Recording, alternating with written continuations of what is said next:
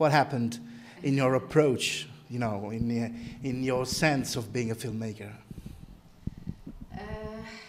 I think, of course, this idea has always been in my head. It's at least it has been in my head for a very long time because of the situation that Lebanon is going through. Living there, I think you are exposed, unfortunately, to the sight of children working on a daily basis, children, you know, or children in very difficult situations, children being deprived from school, on the streets, selling chewing gum, or carrying, you know, gas tanks. Or this is a sight that you see every day living in Lebanon because, you know, the country has hosted over 1.5 million refugees until now. It's almost half the population, and Lebanon is already facing a very big economical problem. So you see it really reflecting mostly on children. And I think when you see a child suffering, you can't help but want to do something about it. I felt like if I was going to just be silent, I'm in a way collaborating in this crime. So I just decided to use my tool, which is filmmaking, and make a film about it. But the epiphany was really a moment where I was coming back home one night and I saw a child. It was like at 1 o'clock in the morning, and he was about 1 or 1.5 years old, and he was sitting on a very small sidewalk, and he couldn't sleep because it was uncomfortable for him to lie down. So he was just sitting down and just, you know, dozing off and waking up. He couldn't sleep. So for me, it was like this was a turning point.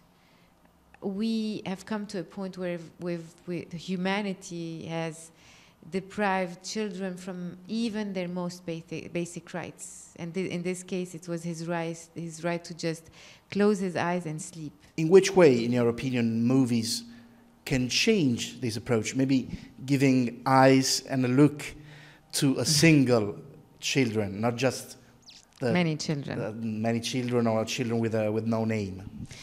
I think yes. I mean, it's exactly it. I think it's we have come to a point where we got used to it. We got used to living with it.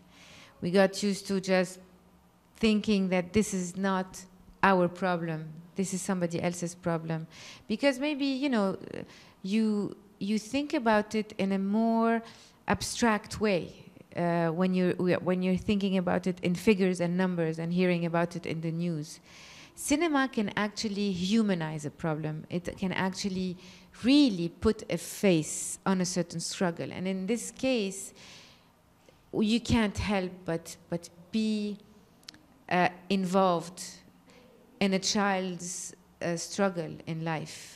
You wouldn't be human if you can't. You wouldn't be. I mean, I can't think that a human being seeing a child suffering don't react. So for me, in that case, seeing this problem from the eyes of a child. Also, children, usually there's a saying in French that says, "La vérité sort de la bouche des enfants."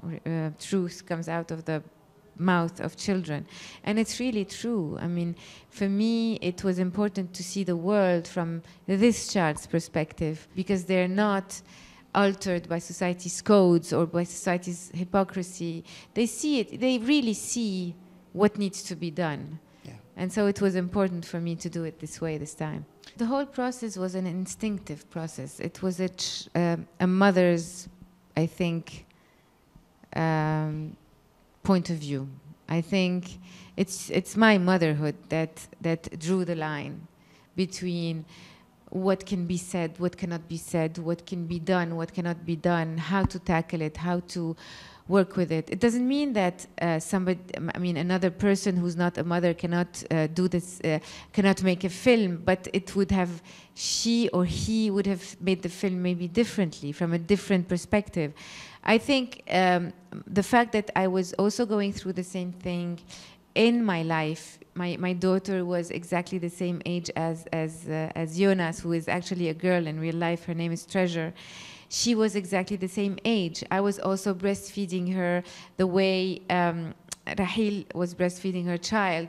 I was going through that same experience. I was going through those same changes in my body or needs, or so I sort of understand those children very well. So I don't know if it's about also seeing my children in them that gives me this instinctive ability to know what to do and what is good and what is wrong and what is, in a way, harming them or not. So I think I did it instinctively. I never really thought about it. And it's really after sometimes hearing things or reading certain critics, or that I was shocked that people can actually have so much bad intentions and doubt so much such a pure intention of just making a film that can really change the situation for these children.